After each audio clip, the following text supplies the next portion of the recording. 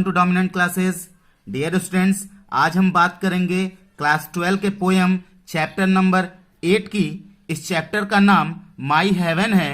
इसका मतलब मेरा स्वर्ग होता है और इसके पोएट रविन्द्रनाथ टैगोर जी हैं। डियर स्टूडेंट्स, पोयम को पढ़ने से पहले मैं आप लोगों को अबाउट द पोयम के बारे में थोड़ी सी जानकारी दे देता हूं ताकि आप लोगों को पोयम समझने में कोई परेशानी ना हो। इस पोयम में कवि रविन्द्रनाथ टैगोर इस कविता में कहते हैं कि माई हेवन पोयम एक आदर्श देश की तस्वीर बनाती है जहां लोग साक्षर यानी कि पढ़े लिखे होते हैं और सभी प्रकार की स्वतंत्रता का आनंद लेते हैं। वे उदार तथा व्यापक दिमाग वाले होते हैं। जाति, रंग या पंथ या भाषा के आधार पर उनमें कोई भेदभाव नहीं होते हैं। वे मेहनती और प्रगतिशील होते हैं। ईश्वरीय प्रेरणा के तहत वे नए विचारों और कार्यों की ओर बढ़ते हैं। कवि ईश्वर से प्रार्थना करते हैं कि उनका देश भारत उनके सपनों का एक ऐसा देश होना चाहिए। तो चलिए गाइज, हम देख लेते हैं कि कैसा देश होना चाहिए।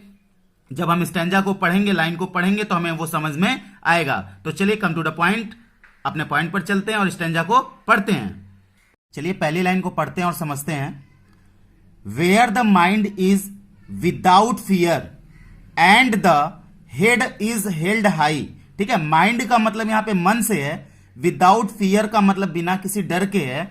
ठीक है, हेड इज हेल्ड हाई का मतलब होता है मनुष्य बिना किसी भय के सम्मान पूर्वक रह सकता है। हेड इज हेल्ड हाई का मतलब मनुष्य बिना किसी भय के सम्मान पूर्वक रह सकता है। तो चलिए इसका मतलब समझ लेते हैं। Where the mind is without fear and the head is held high, यानी कि रविन्द्रनाथ टैगोर जी कहते हैं कि जहां मनुष्य का मन बिना भय के होता हो और सिर सम्मान पूर्वक ऊंचा होता हो। ठीक है, आई होप आपको समझ में आया होगा कि रविन्द्रनाथ टैगोर जी कहते हैं कि जहां मनुष्य का मन बिना किसी भय के होता हो और सिर सम्मान पूर्वक ऊंचा होता हो।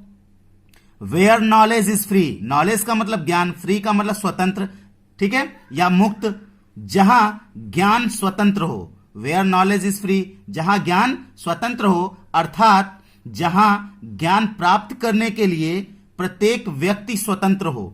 ठीक है, उसके बाद फिर अगली लाइन में देखिए, where the world has not been broken up into fragments by narrow domestic walls. ठीक है, इन दोनों लाइन को जब हम मिला के पढ़ेंगे कि तो इसका अर्थ निकलेगा। ठीक है, वर्ल्ड का मतलब यहां पे मानव समाज से है। ठीक है, और फ्रैगमेंट्स का मतलब छोटे छोटे टुकड़े। By narrow domestic walls, by narrow domestic walls का मतलब होता है रंग, जाति, धर्म और भाषा के आधार पर विभाजन। ठीक है, रंग, जाति, धर्म और भाषा के आधार पर विभाजन बाय नैरो डोमेस्टिक वॉल्स का मतलब होता है। तो चलिए दोनों लाइन को मिला के पढ़ लेते हैं। Where the world has not been broken up into fragments by narrow domestic walls, यानी कि इसका मतलब होता है जहां मानव समाज रंग, जाति, धर्म और भाषा के आधार पर छोटे छोटे टुकड़ों में विभाजित नहीं हुआ हो। ठीक है, जहां मानव समाज रंग, जाति, धर्म और भाषा के आधार पर छोटे छोटे टुकड़ों में विभाजित नहीं हुआ हो। तो डियर स्टूडेंट्स, आई होप आपको समझ में आ रहा होगा। चलिए इसके बाद अगले लाइन को देखते हैं और समझते हैं। चलिए इस लाइन को यहां से पढ़ते हैं। Where words come out from the depth of truth, truth का मतलब सच्चाई, डेप्थ का मतलब गहराई। ठीक है, और कम आउट का मतलब होता है बाहर निकलना। ठीक है, वर्ड्स का मतलब होता है शब्द। Where words come out from the depth of truth, यानी कि इसका मतलब होता है जहां सत्य की गहराई से शब्द निकलते हो, जहां सत्य की गहराई से शब्द निकलते हो, अर्थात जहां किसी को धोखा नहीं दिया जाता हो। ठीक है, अगली लाइन देखिए। Where tireless striving, where tireless striving stretches its arms towards perfection, यानी कि यहां पे देखिए टायरलेस स्ट्राइविंग का मतलब होता है निरंतर प्रयास। ठीक है, और यहां पे जो स्ट्रेचेज है ना, स्ट्रेचेज का मतलब स्ट्रेचेज इट्स आर्म्स, इन सबको मिला के हम पढ़ेंगे। इसका मतलब होता है हमेशा आगे की ओर, हमेशा आगे की ओर, ठीक है। स्ट्रेचेज इट्स आर्म्स का मतलब हमेशा आगे की ओर। और परफेक्शन, परफेक्शन का मतलब होता है पूर्णता, यानी कि उपलब्धि का शिखर, ठीक है। इसको हम कह सकते हैं पूर्णता या फिर उपलब्धि का शिखर। तो चलिए इसकी हिंदी देखते हैं। Where tireless striving stretches its arms towards perfection, यानी कि जहां अथक या निरंतर प्रयास अपनी बाहों को उपलब्धि के शिखर की ओर खींचता है। जहां अथक या निरंतर प्रयास अपनी बाहों को उपलब्धि के शिखर की ओर खींचता या फैलाता है। तो गाइज आई होप आपको समझ में आ रहा होगा। अगली लाइन देखते हैं। Where the clear stream of reason has not lost its way, where the clear stream of reason has not lost its way, ठीक है। जहां मनुष्य स्पष्ट तार्किक सोच के रास्तों को खो देता है, ठीक है। जहां मनुष्य स्पष्ट तार्किक सोच के रास्तों को खो देता है, ठीक है। तो यहां पे देखिए स्ट्रीम ऑफ रीजन जो है ना, स्ट्रीम ऑफ रीजन इसका मतलब होता है तार्किक सोच, तार्किक सोच, ठीक है। लॉस्ट का मतलब खो देना।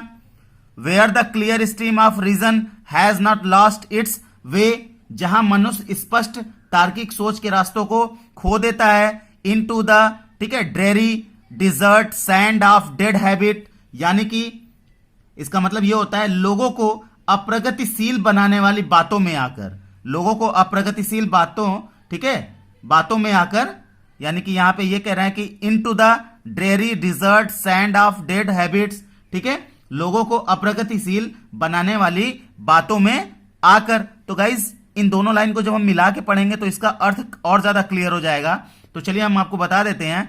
Where the clear stream of reason has not lost its way into the dreary desert sand of dead habit, यानी कि जहां मनुष्य अपनी सच्ची या स्पष्ट सोचने की क्षमता को खो देता है धर्म, जाति, रंग, भाषा के बहकावे में आकर, ठीक है गाइज। आई होप आपको समझ में आया होगा। यहां पे जो dreary desert sand of dead habit है, ठीक है, इसका मतलब होता है लोगों को अप्रगतिशील बनाने वाली बातें, लोगों को अप्रगतिशील बनाने वाली बातें, ठीक है। तो दोनों लाइन आई होप आपको समझ में आ गया होगा, ठीक है। या तो मैं फिर से एक बार बता देता हूं। Where the clear stream of reason has not lost its way into the dreary desert sand of dead habit, यानी कि अर्थात यहां पे इसका मतलब होता है जहां मनुष्य अपनी स्पष्ट सोचने की क्षमता को खो देता है धर्म, जाति, रंग, भाषा के बहकावे में आकर, ठीक है। उसके बाद फिर यहां पे देखिए इस लाइन में where the mind is led forward by, ठीक है, where the mind is led forward, led forward का मतलब आगे बढ़ना, ठीक है, बाई दी, THEE, दीदी का मतलब यहां पे गॉड से है, यानी कि ईश्वर से है। Into ever widening thought and action, ठीक है, ever widening thought and action, into ever widening thought and action का मतलब होता है सदैव विकास की ओर जाने वाले विचार, सदैव विकास की ओर जाने वाले विचार, ठीक है। और THEE, दीदी का मतलब यहां पे भगवान से है। तो पढ़ लेते हैं इसको। Where the mind is led forward by the into ever widening thought and action, जहां मन में सदैव विकास की ओर जाने वाले विचार भगवान के द्वारा आगे बढ़ाए जाते हैं। इट मीन्स इसको हम ये भी कह सकते हैं कि जहां मन को आगे बढ़ाया जाता है भगवान के द्वारा सदैव विकास की ओर विचार करने के लिए, सदैव विकास की ओर या प्रगति की ओर विचार करने के लिए भगवान के द्वारा मन को आगे बढ़ाया जाता है, ठीक है।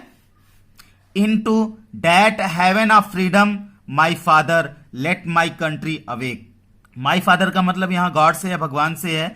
Into that heaven of freedom, freedom का मतलब स्वतंत्र से है, हेवन का मतलब स्वर्ग से है, ठीक है। कंट्री का मतलब देश से, अवेक का मतलब जागृत करने से है। Into that heaven of freedom my father let my country awake, यानी कि स्वतंत्रता के उस स्वर्ग में मेरे भगवान या मेरे ईश्वर मेरे देश को जगा दीजिए, ठीक है। यानी कि कवि ईश्वर से प्रार्थना करते हैं कि वह उसके देशवासियों को स्वतंत्रता के लिए जागृत करें और उनमें यह सभी सद्गुण भरें, ठीक है। तो गाइज आई होप आपको यह समझ में आया होगा। यह पोयम यहीं पे समाप्त होता है।